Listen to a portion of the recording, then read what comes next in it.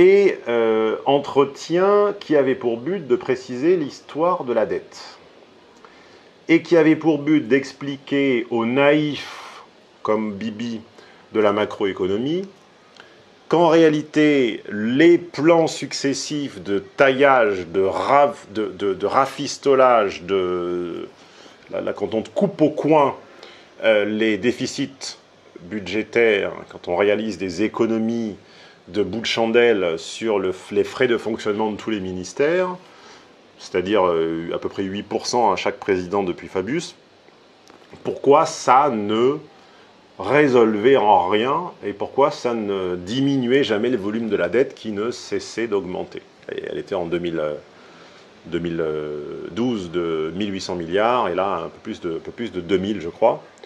Et donc cet entretien que je tiens encore aujourd'hui, même après avoir vu, bu, digéré des dizaines d'heures de contenu d'Asselineau, cet entretien que je tiens pour son meilleur, pour son plus pédagogue, pour son plus patient et pour son plus finalement simple, éclairant et lucide. Entretien d'ailleurs que je mets à disposition là gratuitement, cliquez sur le lien ci-dessous pour avoir mon analyse du désastre UPR sur mon site homme d'influence et donc avoir également tous les documents texte et audio dont je parle, éventuellement vidéo. Cliquez sur le lien ci-dessous. Cet entretien diaphane de clarté, dirait Rostand, m'a servi de révélateur. Cet entretien donc avait pour but de rappeler que la France était un État impécunieux depuis au moins 7 siècles. Je me rappelle encore de son exemple de Dante, de la Divine Comédie, dans laquelle le roi de France brûlait en enfer pour avoir dévalué la monnaie. Je me rappelle de son explication qui, encore une fois, je l'avoue humblement, alors les geeks, les trolls de l'Internet me diront qu'ils connaissent tout du fonctionnement monétaire micro, macro, intra, extra-européen depuis qu'ils ont 3 ans et depuis qu'ils ne vont plus au pot. Moi, j'avoue très bien qu'en jusqu'à 2010-2011, j'ignorais beaucoup de choses des traités européens et j'ignorais également tout de l'histoire de la dette et de ses fameux intérêts. Donc dans cet entretien de 45 minutes, il a balayé une séquence historique allant du XIIIe siècle à notre ère, couvrant les pièces de monnaie or et argent taillées aux encoignures, puisque là, l'État français pouvait frapper monnaie et donc fabriquer des nouvelles pièces qu'il fabriquait à partir des anciennes, en taillant les coins, c'était très bien expliqué.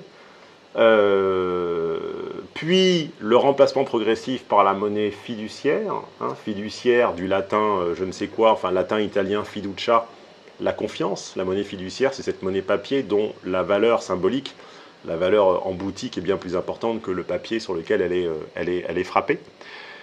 Donc, transition de la monnaie or à la monnaie fiduciaire, adossée à un étalon or évidemment que les États-Unis rêvaient, les États-Unis d'Amérique, comme il aime à le rappeler, rêvaient d'abolir, et abolition à laquelle résistait le général de Gaulle, puisque les États-Unis étant, enfin le dollar étant la monnaie référente, évidemment si on ne l'adosse plus à rien, ils peuvent en imprimer autant qu'ils le souhaitent, et puis acheter tout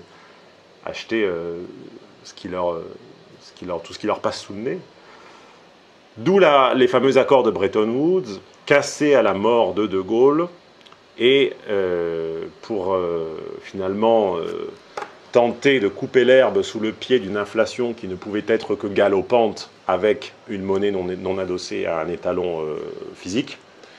Évidemment, les fameux accords, là, les lois, les décrets passés sous Pompidou, interdisant désormais à l'État de battre monnaie, de frapper monnaie, et le contraignant les États de facto à se financer auprès de banques ou de marchés financiers, financement à intérêt, dont on estimait en 2012, calcul disponible sur Internet, que sur ces 1800 milliards de dettes, les intérêts en représentaient 1600. Voilà.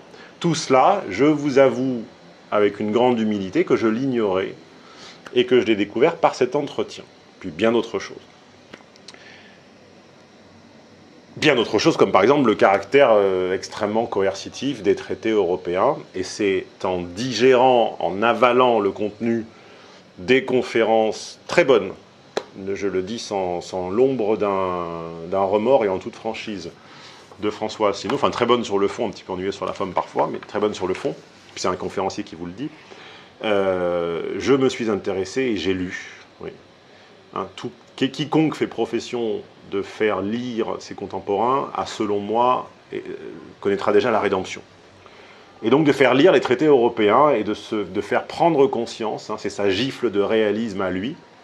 Asselineau a mis à beaucoup d'entre nous une gifle de réalisme sur le caractère coercitif des traités européens, notamment les traités qui vont du 3 au 6 et qui donnent à la Commission européenne un énorme pouvoir, presque sans contrôle, sur le sort des peuples et qui met en danger la démocratie.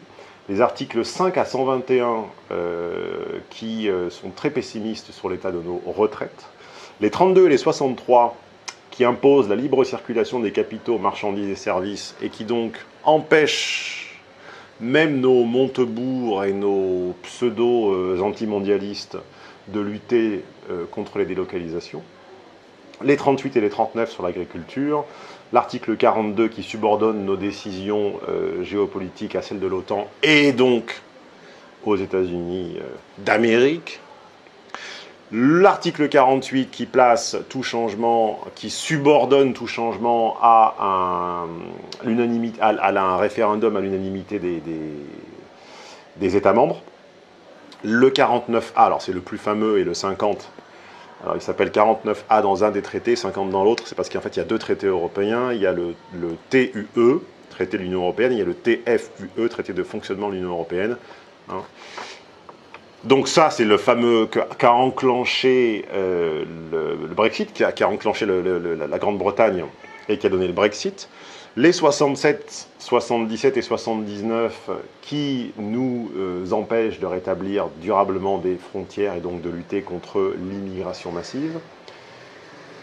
Lutter contre l'immigration massive, c'est pas lutter contre les immigrés, hein, c'est lutter contre le processus de dumping social voulu par une certaine oligarchie et qui pousse des masses de gens à venir évidemment peser sur un système qui n'a pas la ressource économique, car pas la croissance de les accueillir. J'ai rien contre...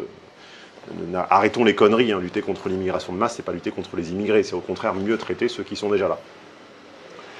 L'article 106 qui démantèle les services publics, le 121 qui subordonne les décisions politiques aux grandes orientations de politique européenne, donc c'est pour ça que vous avez une hausse de la CSG, une baisse de la taxe d'habitation et tout ce que Macron est en train de mettre en place. Le 123, très important, qui retire ce qu'on disait juste avant, il y a 5 minutes, à la Banque de France son pouvoir régalien de financement des collectivités publiques et qui explique donc quasiment à lui seul la crise de la dette.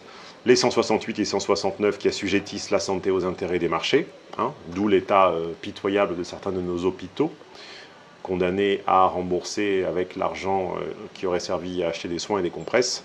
Le 282 sur la politique monétaire, etc., etc., etc. Tout cela, je le dois aux excellentes conférences disponibles gratuitement sur le site de l'UPR et que je recommande à tout le monde. Alors,